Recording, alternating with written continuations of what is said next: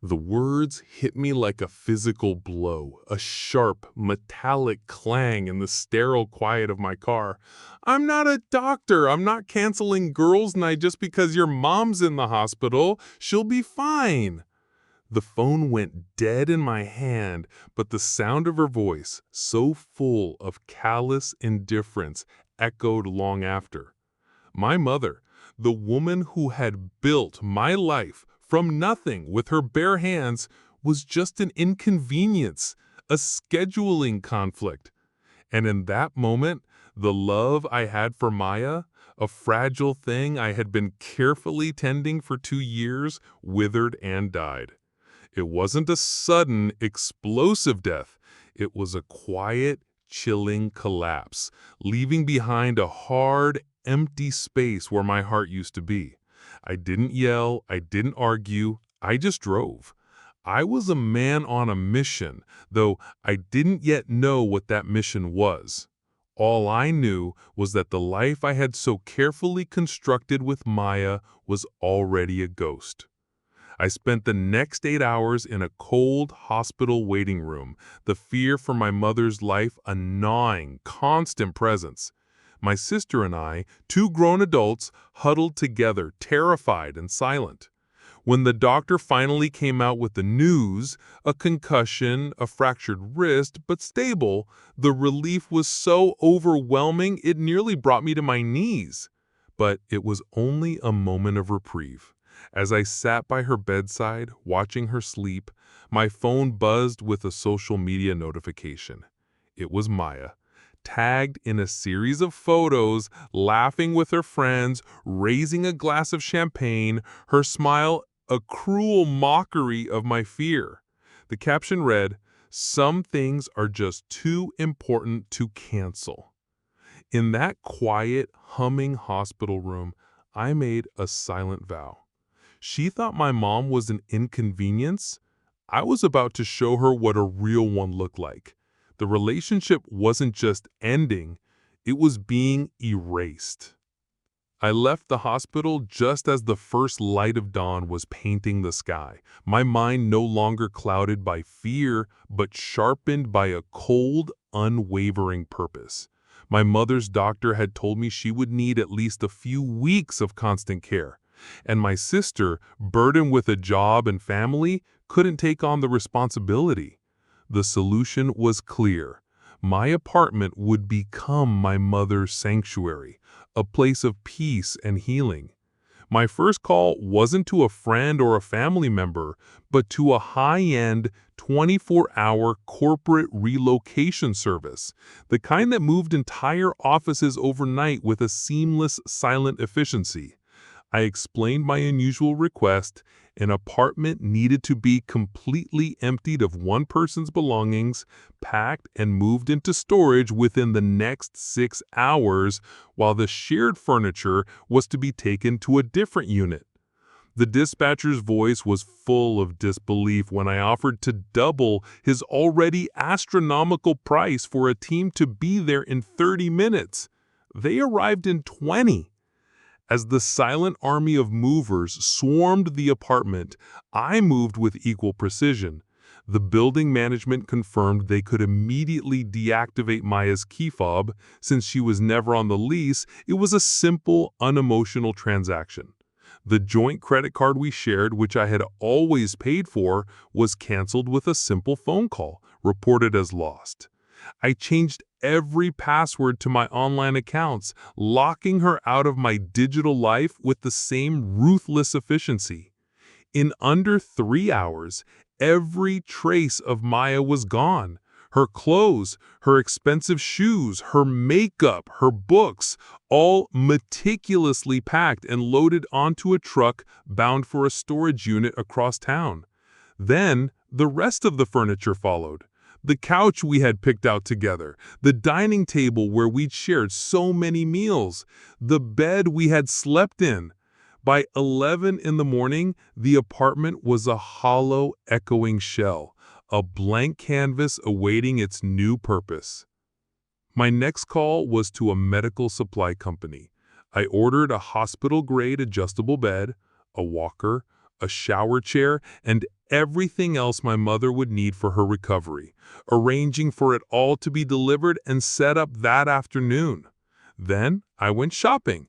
I didn't buy new furniture, I bought comfort, soft bedding, plush towels, and all of my mother's favorite things, the special blend of tea she loved, the cookies she always had on hand, and a new puzzle book to keep her mind sharp.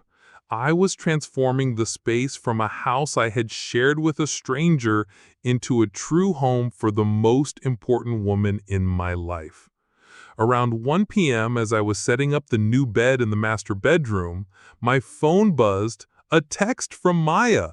"Hey, so hungover, on my way home, don't forget to pick up my dry cleaning." I didn't reply. I just looked at the empty room, at the hospital bed sitting in the center, and felt a profound sense of peace.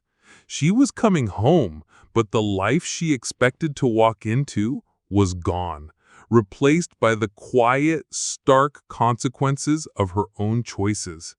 The empty apartment wasn't just revenge. It was a physical manifestation of the emptiness she had shown me when I needed her most. Maya arrived home around 2:30 p.m., but I wasn't there to greet her. I was back at the hospital, but my doorbell camera captured the whole thing, a moment of pure, unadulterated consequence I will treasure forever. The footage showed her fumbling with her keys, a look of confusion on her face when the key fob wouldn't work.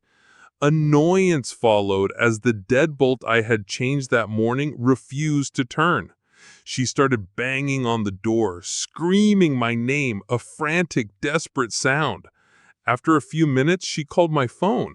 It sat on my mother's bedside table, a silent testament to my new priorities. I watched the screen light up and declined the call. Again and again.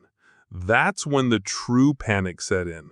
She started pacing, her voice a high-pitched shriek as she called her friends. "He locked me out!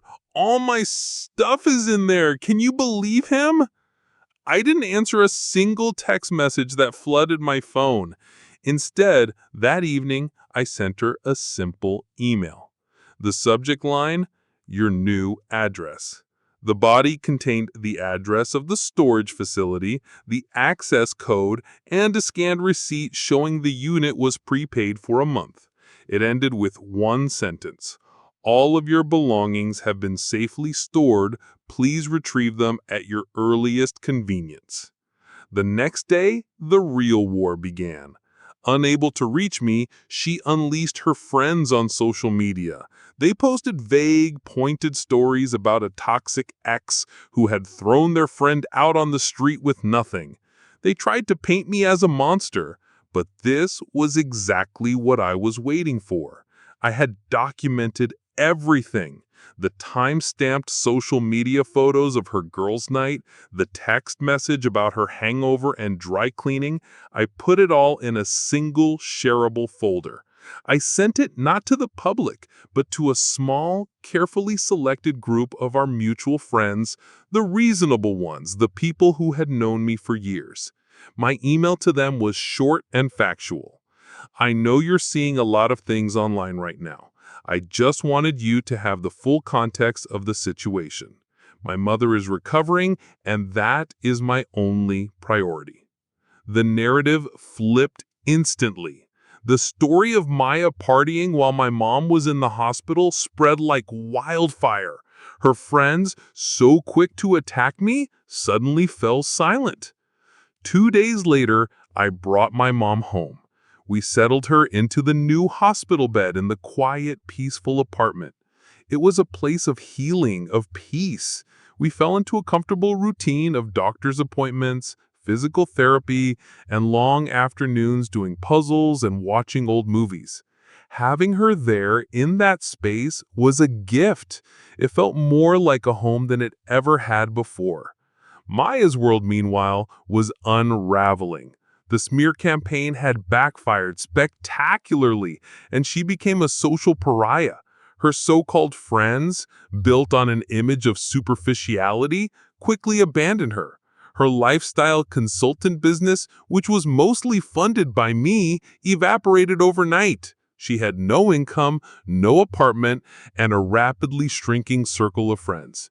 She tried to fight back, sending a threatening letter from a lawyer, but my lawyer responded with a single page of cold, hard facts.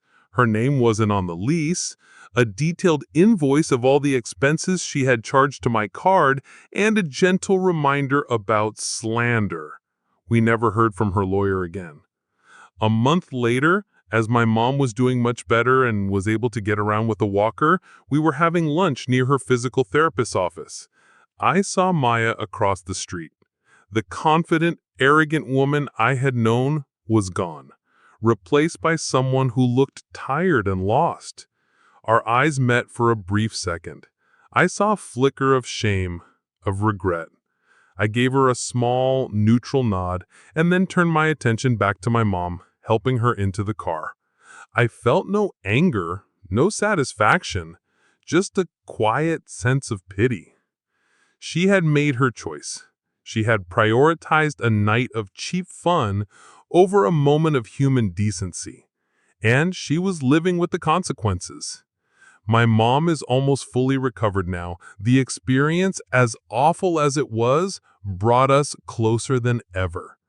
I learned something profound through all of this. Sometimes the most powerful thing you can do is to simply remove yourself. You don't have to scream. You don't have to fight. You just have to decide that your life, your peace, and the well-being of the people you truly love are more important than the drama and selfishness of those who don't. She thought my mom's health was an inconvenience. In the end, the only thing that got canceled was her.